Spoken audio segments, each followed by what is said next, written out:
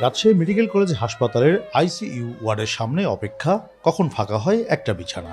দীর্ঘ অপেক্ষার পর কেউ পাচ্ছেন বিছানা, কারো অপেক্ষা শেষ হচ্ছে স্বজনের নিথর দেহ পেয়ে।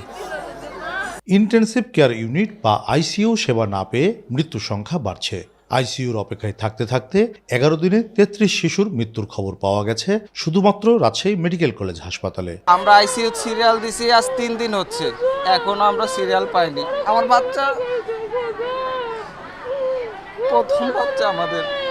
চাঁপাইনবাবগঞ্জ, নাটোর ও সিরাজগঞ্জ হাসপাতালে আইসিইউ বেড নেই। নওগাঁ, পাবনা, জয়পুরহাটে অবকাঠামো থাকলেও জনবল না থাকায় চালু করা যায়নি।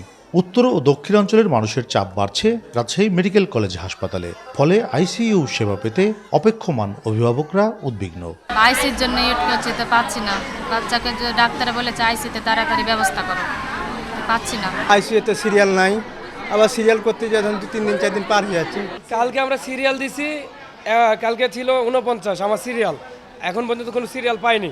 রাজশাহী মেডিকেল কলেজ হাসপাতালে 40 শয্যার আইসিইউ ওয়ার্ড থাকলেও এর মধ্যে 12টি প্রাপ্তবয়স্ক, 16টি বয়স্ক এবং 12টি শয্যা শিশুদের জন্য নির্ধারিত। একমাত্র আরএফএল ক্লাস পাইপ নিশ্চিত করে প্রতি ইঞ্চিতে সঠিক থিকনেস ও সঠিক মাপ। পাইপের বস, না কিনলে লস। চিকিৎসকরা বলছেন, রংপুর ও খুলনা বিভাগের সরকারি হাসপাতালগুলোতে শিশুদের পর্যাপ্ত আইসিইউ সুবিধা না থাকায় অতিরিক্ত চাপ বেড়েছে রামেক হাসপাতালে। প্রতিদিন গড়ে 40 জনকে অপেক্ষায় থাকতে হচ্ছে, যাদের সবার অবস্থা সংকটাপন্ন। 4টা বেড ফাঁকা হয়েছে, 4টা বাচ্চা ঢুকতে পারছে, আর বাকি আরও প্রায় 48টা বাচ্চা ছিল আজকে সিরিয়ালে, সেই জায়গায় বাকিগুলো তো অপেক্ষা করতেছে। এই জন্য যারা অপেক্ষা করতেছে তাদের তো খারাপ অবস্থা, মুমূর্ষু অবস্থা। তারা ওয়ার্ডে তো সেই সাপোর্ট পাচ্ছে না বলে তো ডাক্তাররা আমাদেরকে পাঠাচ্ছে আইসিইউ চলে, কিন্তু তারা তো অপেক্ষা করতে করতে তারা মারা যাচ্ছে। হাসপাতাল কর্তৃপক্ষ বলছে, অতিরিক্ত চাপের কারণে আইসিইউর সংখ্যা বাড়ানোর পরিকল্পনা আছে, তবে পরিস্থিতি বিবেচনায় বিশেষায়িত শিশু হাসপাতালের তাগিদ দিচ্ছেন তারা। হাসপাতাল কর্তৃপক্ষের মাধ্যমে আমরা যেটি করেছি, এটাও কিন্তু পূর্বে 25 শয্যার একটি আইসিইউ ছিল, আমরা সাম্প্রতিক সময় এটি 40 শয্যায় উন্নীত করেছি।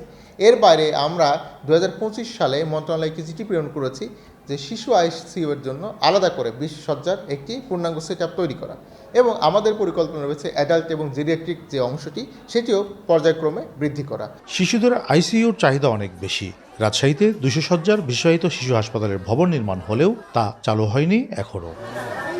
কাজী শাহেদ, দেশ টিভি, রাজশাহী।